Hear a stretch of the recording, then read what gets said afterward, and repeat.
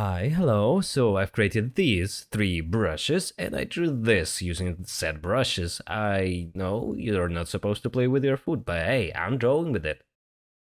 So yeah, as it usually comes, you first start out with a sketch, and considering that I actually am not that experienced with anime stylistic, I had to go through a lot of sketches.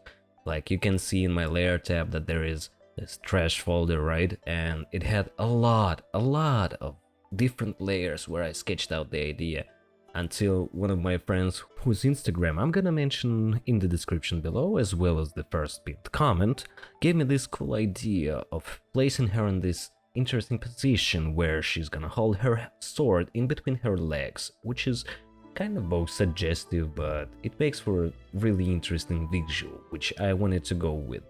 So, with that being said, I had to go into this drawing expecting that I'll be able to go in and paint everything from the get-go, which is not really the case. I make a lot of mistakes, and one of them was pretty prominent, and the thing, it wasn't really that big of a deal, but I made this mistake and I had to fix it later on in the drawing.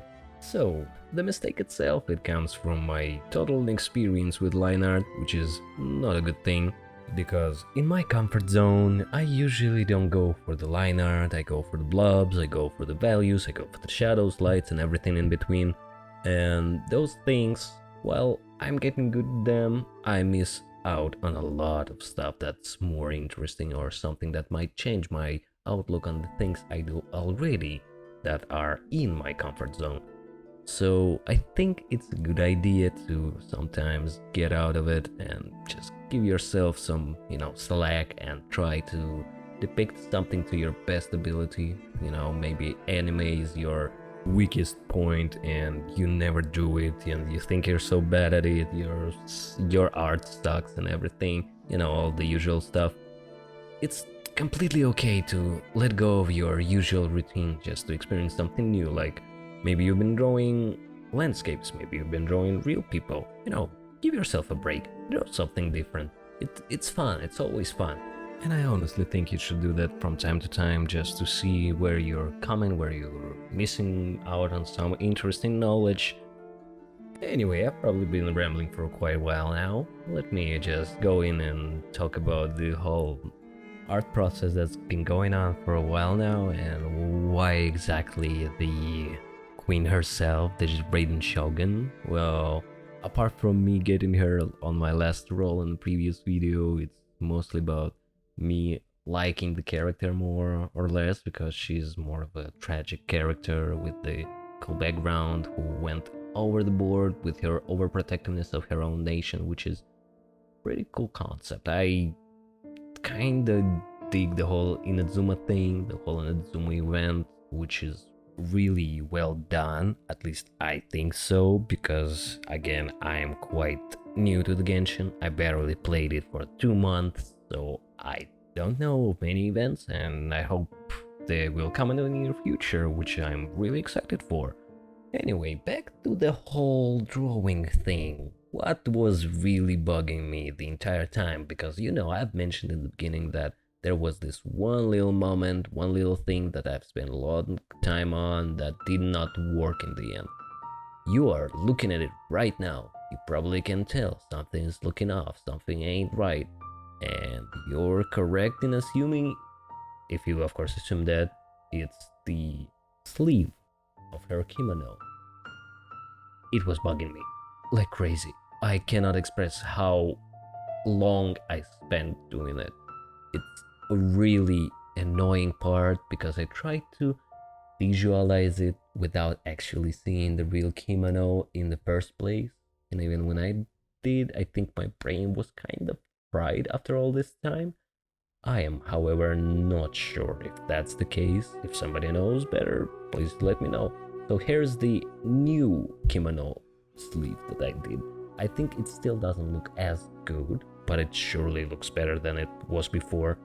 And what I proceeded to do next is just, doing the minor adjustments, using a liquify tool, making sure that her details are looking properly because, Some things you just cannot come up from your memory unless you get this cool memory where you can remember everything just by looking at it for a second. I don't have that one, so I have to reference the promotional material all the time and checking if I forgot something. And as far as I believe, I have forgotten at least one thing, one prominent one.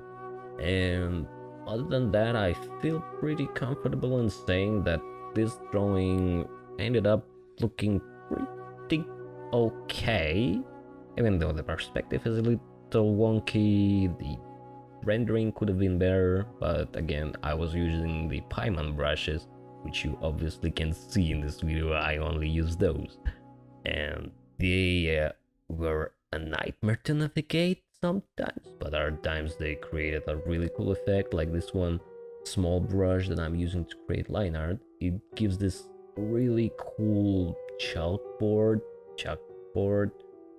texture to it. I just don't know, I think it kind of works well, and unless you're going in like 100% or maybe 200% like I did here, it will look good. I just like it. Also, I did a lot of work considering the detail because it's the Genshin Impact. Every character has a ton of details on them, and it was pretty fun to draw all of them, especially noticing some cool little motifs here and there on her kimono. It was pretty cool noticing some detail in her sword hilt as well, because there is not just a single golden, I don't know, wiggly thing. It's actually a lightning pattern, which is really cool. I did not see that at first. Some patterns are basically clouds, you know, the clouds, the storm and everything, because she's Raiden, you know, the lightning girl. And it's pretty cool seeing all that. The next thing that gave me a lot of headache actually would be the background. I tried a lot to make sure that the light under the sword looks okay enough until I started to just basically paint it by hand. Then it started working. Also, I think I left the foot mark from the fight, just one foot mark. I don't know, I just kind of wanted to add it there and see if it's gonna work properly, and I kind of did, and I just left it in there. It's very lazily done, so don't like think that I did some massive big brain time on it. It was small brain energy there. And as for this rim light thing, it's mostly places where I think the light should have hit from the sword, but it also serves the purpose of just being a 2D element, so it appears in a place where it just shouldn't be. It's just, you know, a stylistic choice. So anyway, this drawing is done. I just finished all the visual things. Here's the whole thing, you can see it here. Maybe I did overdo some of the effects, but I hope you enjoyed the video. I hope you kind of learned something along the way. Maybe you can tell me something I did not know about. I would be gladly reading those comments. So yeah, don't forget to subscribe, like, comment, you know, do all the usual stuff, and also ring that bell icon, because somehow it works. I'm not sure how this magic works. Yeah, and I'll see you later. Also, before I go, there's gonna be a 1-hour non-commentary edition of this video, as well as the short on this channel, so please give it a look.